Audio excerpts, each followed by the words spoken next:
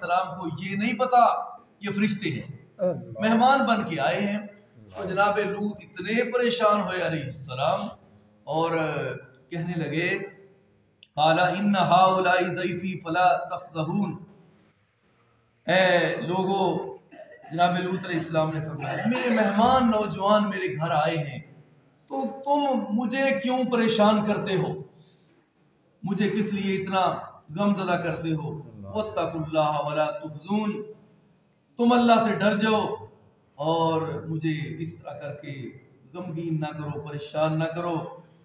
قالوا اولم ننہک عن العالمین، کہنے لگی قوم، بدماش قوم جن کے اندر نہ عقل کام کرتی ہے، نہ سوچ، نہ سمجھ، تو ایسی بدماش قوم لواط پرستی کرنے والی کہنے لگی اولم ننہک عن العالمین، یہ جو نوجوان تمہارے گھر اتنے حسین و جمیل آئے ہیں، ہم نے تمہیں کئی مرتبہ لوط کہا ہے کہ ان اجنبی لوگوں کے بارے ہم سے بات نہ کر، بالکل بات نہ کر، ہم کو منع نہ کر، ہم جو مرضی کریں ہماری طرف۔ قالوا اولم ننہک عن، دیکھو اللہ کے نبیوں کی قوموں نے کس طرح گستاخی کی، ہر قوم نے کس طرح بدتمیزی کی قوموں کے ساتھ، اور اسی طرح نبی علیہ السلام کو اللہ تعالیٰ نے فرمایا اگر آپ کو یہ پریشان کرتے ہیں، مذاق اڑاتے ہیں، ہنسی اڑاتے ہیں، آپ کو ٹھٹھا مذاق کرتے ہیں، تو اے میرے نبی صلی اللہ علیہ وسلم آپ نے نہیں پریشان ہونا، آپ سے پہلے جو انبیاء تھے ان کی قوموں نے بھی ان سے ایسے ہی کیا، لہذا آپ نے غمگین نہیں ہونا، آپ نے اپنا کام کرتے جانا ہے، بس کام کرتے جاؤ، اچھوں کو اچھا بدلہ مل جائے گا، بروں کو برائی کا بدلہ مل جائے گا۔ تو اس لیے پاک نبی علیہ السلام نے فرمایا اذا ذهب الحیا فاصنع ما شئت، جب تم میں سے حیا ہی چلا جائے، حیا چلا جائے، ابھی ایمان کون سا ہے، اب جو مرضی کرو، اب حیا ختم ہو گیا، اب جو مرضی کرو، اللہ کا کوئی ذمہ نہیں، دفاع ہو گئی۔ یعنی جس طرح شیطان اس نے نافرمانی کی، اللہ نے کہاں سے کہاں تک پہنچا دی۔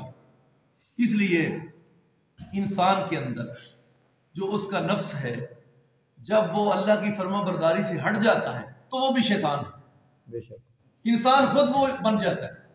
تو لہذا یہ دیکھیں، اللہ کرے ہمارا نفس جو ہے اللہ کی فرما برداری میں لگ جائے، انسان کے جو اندر چیز ہے وہ اللہ کی فرما بردار ہو جائے، رسول اللہ صلی اللہ علیہ وسلم کی تابع دار ہو جائے، شریعت کے عین مطابق ہو جائے، انبیاء کا احترام۔ ایک نبی کو جھٹلانا، ایک نبی کی نافرمانی ایسے ہی ہے جیسے سارے نبیوں کی نافرمانی، ایک نبی کی توہین سارے نبیوں کی توہین ہے۔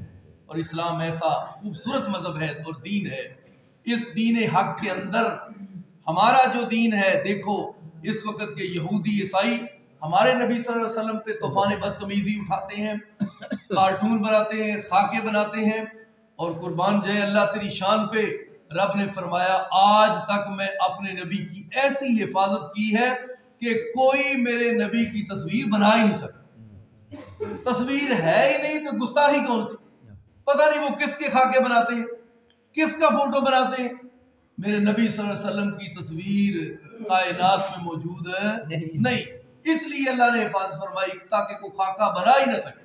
تو یہ خاکے بنانے والے یہ اپنی موت آپ ہی مر رہے ہیں بیچارے، اپنی آگ میں آپ ہی مر رہے ہیں۔ جب سیدہ عائشہ رضی اللہ تعالی عنہ انہوں نے نبی صلی اللہ علیہ وسلم کو کافروں نے برا کہنا شروع کر دیا تو کہنے لگے محمد نعوذ باللہ یہ اچھے نہیں برے ہیں معاذ اللہ سے، تو حضرت عائشہ فرمانے لگی حضور وہ تو کہتے ہیں سامنے آ جاؤ، حضور صلی اللہ علیہ وسلم کہتے ہیں محمد صلی اللہ علیہ وسلم یہ اچھے ہیں، تو فرمایا عائشہ اگر میں محمد ہوں تو پھر میں اچھا کیوں نہیں؟ محمد کا معنی یہ ہوتا ہے کہ کائنات ساری جس کی اچھائی کی تعریفیں کرے اس کو محمد کہتے ہیں صلی اللہ علیہ وسلم۔ اس لیے جب ان کو پتا چلا اب تو ہماری بات نہیں بن سکتی، محمد کا معنی یہ تعریف کیا ہوا، انہوں نے کہا مزمم، محمد کو بدلا کے کہا کہ مزمم، کہنے لگے مزمم برا، تو حضرت عائشہ فرماتی حضور اب تو وہ ایسے طریقے سے آپ کو برا کر، فرمایا عائشہ وہ کسی مزمم کو کہہ رہے ہیں، میں تو مزمم ہے ہی نہیں، میں تو محمد ہوں۔ اس لیے اللہ نے کیسی آپ کی شان کو بلند کیا، کفار بھی جب کہتے ہیں محمد صلی اللہ علیہ وسلم کچھ بھی نہ کہیں، صرف محمد ہی کہہ دے تو رب آپ کی شان کو بلند کر دے، صرف اس لفظ میں۔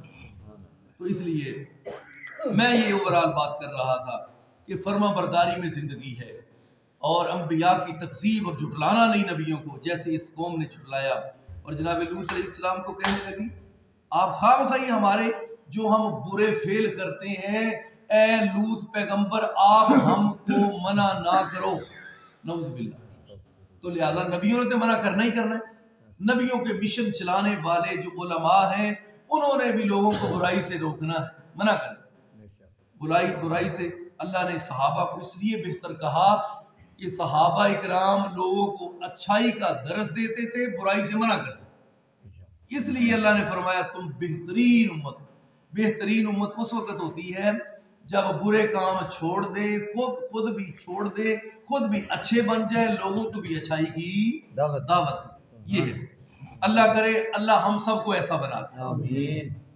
اور جناب لوط علیہ السلام اتنے پریشان ہوئے، ابھی پتہ نہیں جو نوجوان لڑکے میرے گھر مہمان بن کے آئے ہیں اجنبی قوم سمجھ رہی ہے، اور قوم کے بدحواس انسان جو ہے حوث پرستی کا نشانہ بنانا چاہتے ہیں ان کو۔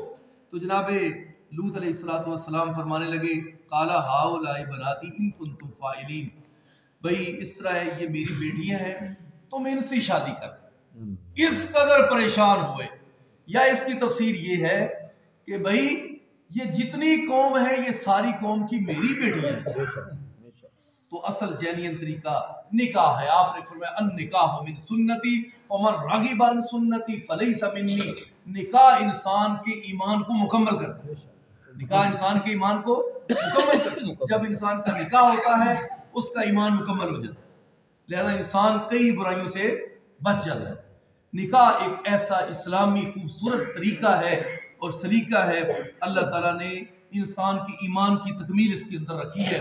اور نبی علیہ السلام نے 11 یا 13 نکاح آپ صلی اللہ علیہ وسلم نے فرمائے، نبی صلی اللہ علیہ وسلم نے اتنے نکاح فرمائے۔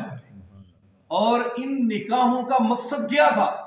مقصد یہ تھا کہ عرب کے اندر جس قبیلے میں جس کی شادی ہوتی تھی اس کا احترام ہوتا تھا۔ آقا نے نکاح فرمائے اس لیے تاکہ دین کا کام کرنا بالکل آسان ہو جائے، اور جدھر جدھر میری قبیلے میں شادی ہو سارے کے سارے میرے تابع ہو جائیں اور میرا احترام کریں، اسلام پھیل جائے۔ میرے نبی کے نکاحوں کی یہ اصل میں یہ حقیقت ہے۔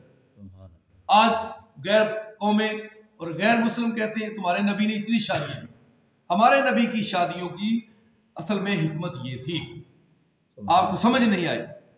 نبی علیہ السلام اور اللہ تعالیٰ نے فرمایا اے میرے پیارے حبیب صلی اللہ علیہ وسلم لعمرک انہم لفی سکرتہم یعمہون، اے میرے حبیب مجھے آپ کے نفس کی قسم ہے، آپ کی زندگی کی قسم ہے، یہ تو اپنی مستی میں حیران اور اندھے ہو کر پھر رہے ہیں، دل بھی کام نہیں کرتا، دماغ کام نہیں کرتا، بالکل اندھے سرگرداں ہو کر یہ پھر رہے ہیں۔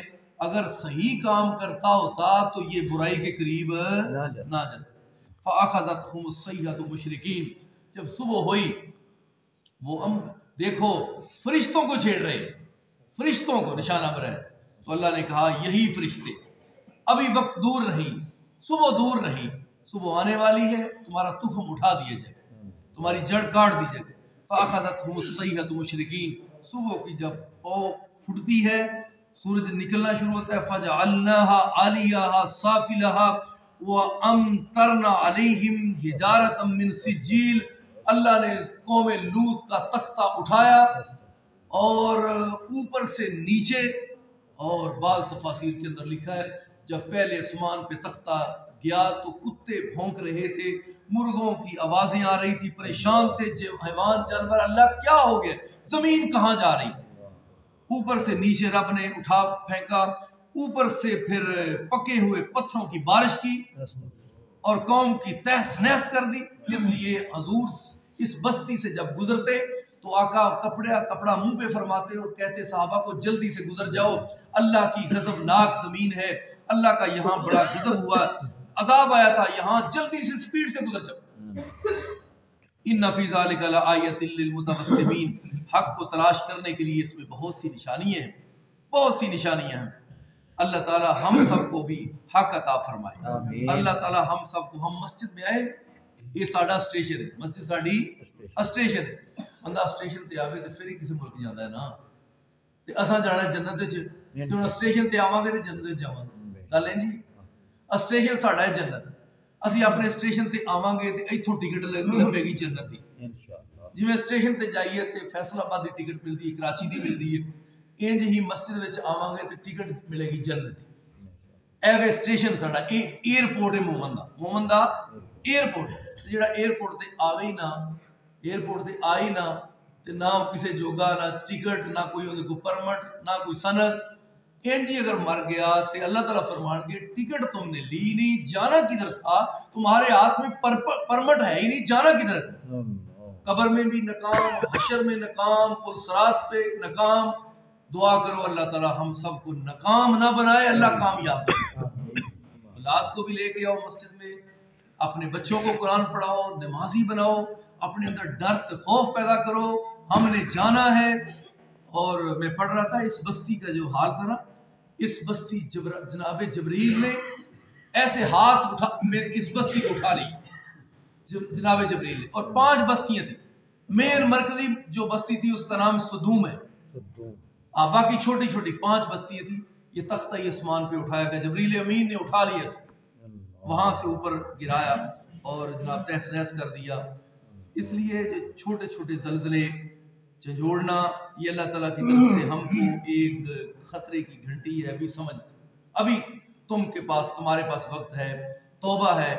توبہ کا دروازہ جڑا ہے نا, یہ فرشتہ نظر ہونے تو پہلے, فرشتہ نظر آ گیا تے توبہ کوئی توبہ نہیں. اس وقت 1000 ترلے بندہ کرے, اس وقت کوئی منی جانی نہیں. اس تو پہلے گل بننی جے میرے بھائیوں, بزرگوں, میرے بچوں, نوجوانوں, میری ماؤں, میری بہنوں, دعا کرو اللہ تعالیٰ سن دین دا پابند. مختصر زندگی ہے, عارضی ہے. میں پہلے تو کئی دفعہ کہہ چکے ہوں, جس بندے دی زندگی 40 سال ہوتا ہے, مینوں 40 دا نہیں پتہ لگا 40 کتنے گئے, 50 والے کو پوچھو آتا ہے 50 دی نہیں پتہ لگا, 60 70 80 سال کوئی پتہ نہیں. انج زندگی فٹافٹ دن, صبح ہوئی شام ہوئی, صبح ہوئی شام ہوئی, صبح ہوئی شام ہوئی, یوں ہی زندگی تمام. اے میری تھوڑی زندگی دی حقیقت سمجھ جائیے, کچھ سمجھا لیے, کچھ بیٹھ جائیے, کچھ فکر کر لیے, کچھ غور کر لیے. اللہ دی قسم ہے 2 بندہ رکھتا کہ مسجد میں پڑھ لوے نا, اللہ دے سامنے اپنی ٹھیری ٹاپ ہوئے, دلوں ایک رو پوے اللہ کے تے, انشاءاللہ وہ تے رب منن نو پہلے دیا آدھے صحیح نا. جی تو آویں نہ اسٹیشن اپنے تے پرمٹ لین دی کوشش ہی نہ کرے, اللہ نے ٹکٹاں رکھیاں تیرے اگے پیچھے, نفل پڑھا ہے ٹکٹ ہی, مسجد چاہ فرضی نماز پڑھا ہے جنت دی ٹکٹ ہی, اہلا میرے کو معافی مانگا جنت دی ٹکٹ, یا تلاوت قرآن کر رہا ہے جنت دی ٹکٹ. اسی ٹکٹاں اللہ دی قسم حاصل کرنے تیار ہی کوئی نہیں. اللہ تعالیٰ سانو یہ ٹکٹ حاصل کرنے دی توفیق عطا فرمائے. سچی توبہ دا ٹائم جے, وقت جے, قریب لے آؤ اپنے نوجواناں نو, اپنے بچیاں نو, گھر دے اندر ایک گلاں سمجھاؤ, جا کے دسو اپنی بیویاں نو سمجھاؤ, اپنی بیٹیاں نو سمجھاؤ, اپنے بچیاں نو سمجھاؤ کہ مسجد وچ اے سبق سن کے آئے ہیں, اے درس اساں مسجد چ اج سنیا تے اے لے آئے, اج سبق لے آیا تھا, اس سبق نو اساں تواڈے تک بھی پہنچانا ہے. دعا کرو اللہ تعالیٰ سانو سب نو کامیاب فرمائے. آخر دعوانا الحمدللہ.